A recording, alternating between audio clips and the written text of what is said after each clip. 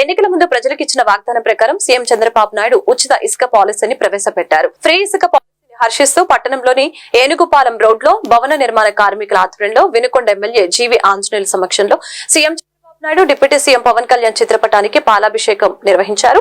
ఈ కార్యక్రమంలో టీడీపీ జనసేన నాయకులు భవన నిర్మాణ కార్మికులు పాల్గొన్నారు. ఉచిత ఇసుక ఇచ్చిన నారా చంద్రబాబు నాయుడు గారి నాయకత్వం, ఉచిత ఇసుక ఇచ్చిన నారా చంద్రబాబు నాయుడు గారి నాయకత్వం, ఉచిత ఇసుక ఇచ్చిన పవన్ కళ్యాణ్ గారి నాయకత్వం, ఉచిత ఇసుక ఇచ్చిన పవన్ కళ్యాణ్ గారి నాయకత్వం, ఉచితంగా ఇసుక ఇచ్చిన నారా చంద్రబాబు నాయుడు గారి నాయకత్వం, ఉచిత ఇసుక ఇచ్చిన నారా చంద్రబాబు నాయుడు గారి నాయకత్వం, ఉచిత ఇసుక ఇచ్చిన నారా చంద్రబాబు నాయుడు గారి నాయకత్వం. సీనియర్ జర్నలిస్ట్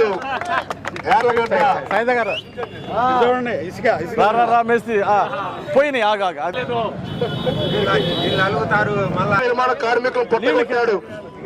ఎలా అంటే ఇసుక ఆపేసి 6 నెలల పాటు ఇసుకను ప్రైవేటీకరణ చేశాడు.